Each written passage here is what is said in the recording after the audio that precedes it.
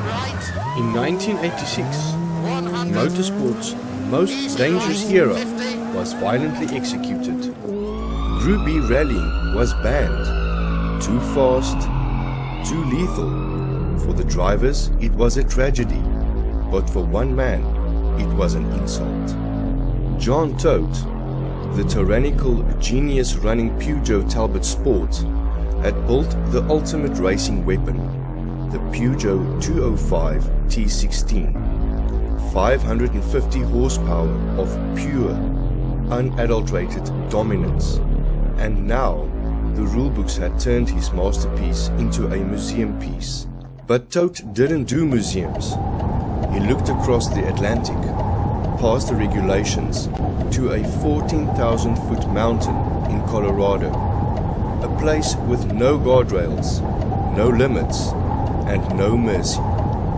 If Peugeot couldn't rule the world, they would conquer America's most lethal peak. Welcome to VRD History, where we dive into the research and development that defined the icons of motorsport. To understand this crusade, you have to understand Jean Todt. They called him the Little Napoleon. He didn't just want to win, he wanted to mentally break his opposition. When Audi and the legendary driver Walter Röhrl dominated the Pikes Peak International hill climb with their monstrous quattro, Todt saw it as a personal declaration of war.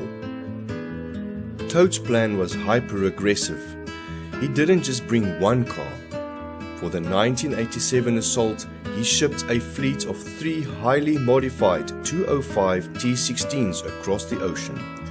He engineered them to breathe in the thin, suffocating air of the Rocky Mountains, pushing the engines to an absurd 600 horsepower.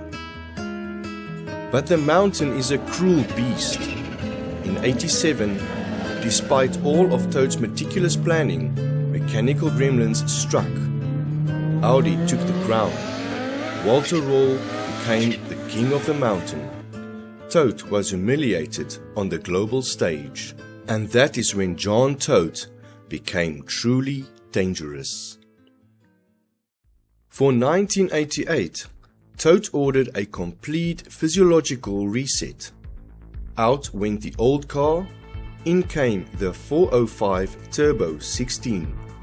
It featured 4-wheel steering, 4-wheel drive, a massive rear wing, and a cockpit wrapped in carbon Kevlar. Because the air at the 14,000-foot finish line is so thin that engines lose up to 30% of their power, Todt's engineers tuned the turbocharger to deliver a terrifying 680 horsepower. It weighed just 880 kilograms. It was a missile on gravel. To tame it, Todt put his faith back in Ari Vatanen, the Finnish flying maestro who had survived a near-fatal crash just years prior. Vatanen was a man who danced with death for a living, and he was going to need that courage, because Pikes Peak in 1988 wasn't paved.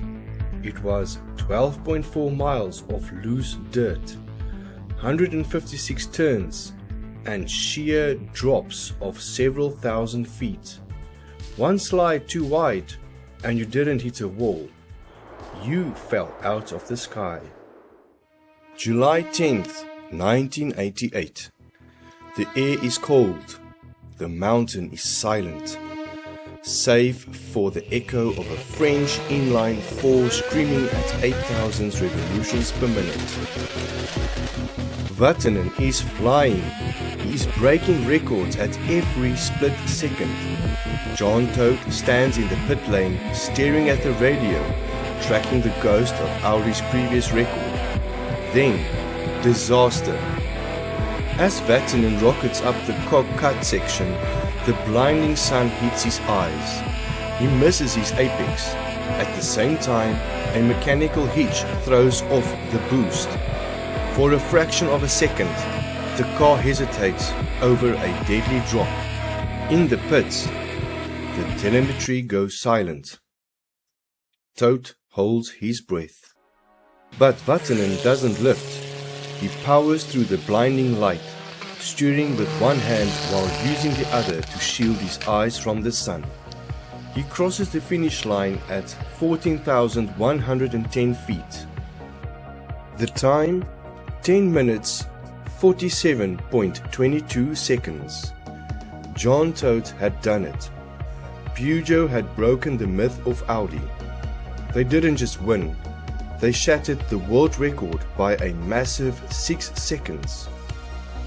This singular obsessive crusade was immortalized in the legendary short film Climb Dance. It proved to the world that when Jean Todt was backed into a corner, he didn't retreat. He simply found a higher mountain to climb. A philosophy that would later take him to Ferrari, where he would build the greatest dynasty Formula One had ever seen.